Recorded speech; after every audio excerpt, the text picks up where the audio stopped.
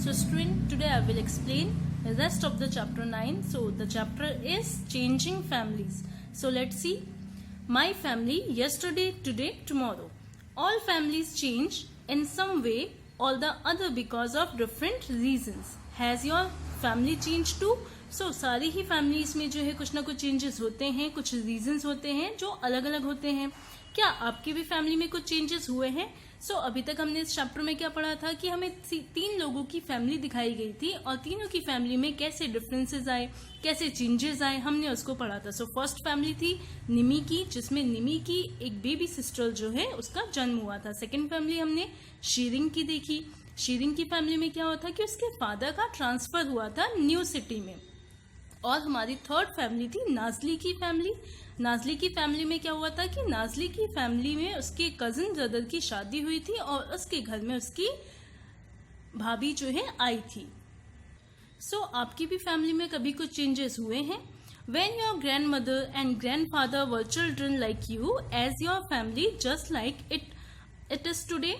जब आपके ग्रैंडफादर और ग्रैंडमदर छोटे थे, बच्चे थे, तो उनकी फैमिली भी क्या ऐसी ही थी जैसे आज आपकी है?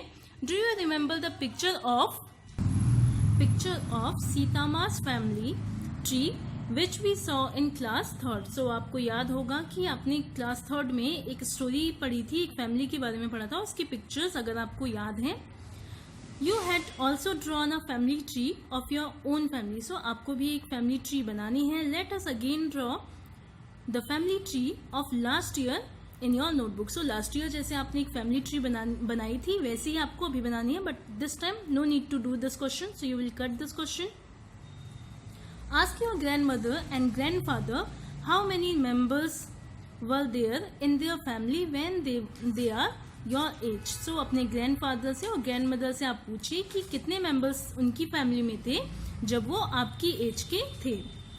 Then draw a family tree in your notebook of their family when they were young. This question also you will cut, no need to do. Can you see yourself, your brother or your sister, your mother or your father anywhere in this family tree? Student, you will cut these all questions and no need to do. You can only ask to your grandfather and grandmother. Now come to this page. Here also few questions. Let us talk. Can you tell in what ways the family tree of your grandmother and grandfather in childhood is different from your family tree today? You can also cut this. Now going back to school. अब कैसे जो है school जाएंगे आप? Up to which class do you want to study? आप कौन सी class तक स्टडी करना चाहते हैं? Here you will write your own answer. Up to which class have your parents studied. आपके पेरेंट्स जो है कहाँ तक पढ़े हैं? Here also you will write your own answer. Till which class did your grandmother get a chance to study. कौन सी class तक आपकी ग्रैंडमदर को चांस मिला था पढ़ने का? You can also ask this question to your grandmother and write here your own answer. At what age did your grandmother get married. और कौन सी एज में आपकी ग्रैंडमदर की शादी हुई थी, आपकी दादी की शादी हुई थी? Here also you will write your own answer. Now, have you heard of a law that talks about the age before which girls and boys must not get married? क्या आपको एक ऐसे लॉ के बारे में पता है जिसमें गर्ल्स एंड बॉयज के लिए जो है मैरिज की एक डेट बनाई गई है, एक एज, और उस एज के बाद ही जो है अलाउ होता है गर्ल्स और बॉयज को कि वो लोग जो है मैरिज कर सकते हैं. What is the answer? As per India law, India के लॉ के according girls can got married only after 18 year. जब गर्ल्स जो है 18 ईयर की हो जाती है तभी वो लोग शादी कर सकती हैं of age, and boy only after 21 year. और बॉयज की क्या एज बनाई गई है? 21 ईयर के बाद ही बॉयज की मैरिज होती है. There are many girls who get married before they are 18 year old. बहुत सारी ऐसी गर्ल्स हैं जिनकी शादी जो है 18 ईयर से पहले ही कर दी जाती हैं. Many of them have to even leave school. और बहुत सारे ऐसे हैं जिनको अपना स्कूल भी छोड़ना पड़ता है मैरिज की वजह से. There are many true stories of girls like Sushila of Rangareddy district who are going back to school। और बहुत सारी ट्रू स्टोरीज भी हैं जिसमें कुछ गर्ल्स ने जो है शादी के बाद भी स्कूल गए। She got the help of the panchayat. So Sushila जो रंगा रेड्डी डिस्ट्रिक्ट की है, इसने पंचायत की मदद ली, पंचायत की हेल्प से ये शादी के बाद भी स्कूल गई। The panchayat said that the young children should play and study and not be married off. So panchayat ने ऐसा कहा कि यंग चिल्ड्रंस जो हैं वो लोग प्ले कर सकते हैं, स्टडी कर सकते हैं। A group of people of Andhra Pradesh hold special camps to help married girls to go back to school. और आंध्र प्रदेश का भी एक ग्रुप है जो ऐसे वहाँ जो है कुछ ऐसे कैंप्स बनाए गए। एक ऐसा ग्रुप है जो गर्ल्स की हेल्प करता है स्कूल जाने में, मैरिज के बाद भी स्कूल जाने में हेल्प करता है।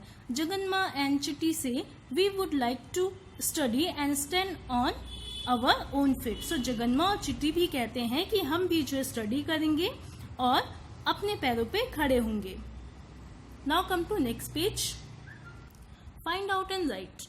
Are there any such children in your neighborhood who had to drop out of school? So कोई आपके पड़ोस में कोई ऐसे बच्चे हैं जिनको अपना स्कूल छोड़ना पड़ा हो। Do they want to go back to school? क्या वो अब स्कूल जाना चाहते हैं? So this all here also you will write your own answer. What are they doing these days? आजकल वो लोग क्या कर रहे हैं? Has anybody in your family got married recently? Who? क्या आपकी फैमिली में भी किसी की शादी हुई है अभी रिसेंटली में? तो वो कौन है? What was the age of bride and groom? So क्या एज होती है मैरिज की ब्राइड और ग्रूम के लिए? So in previous page I have told that, so you will write here also your own answer. What kind of dresses they wore? किस तरीके के ड्रेसेस वो पहनते हैं? ब्राइड किस तरीके का ड्रेस पहनती है? ग्रूम कौन सा ड्रेस पहनता है? So here also you will write your own answer. What kind of dishes were there? Name them. और किस टाइप के डिशेस जो है बनाए जाते हैं जब शादी होती है, सो उनके भी नेम आपको यहाँ पे मेंशन करने हैं। So student, now your ninth one chapter is completed. I hope you all have understood this chapter.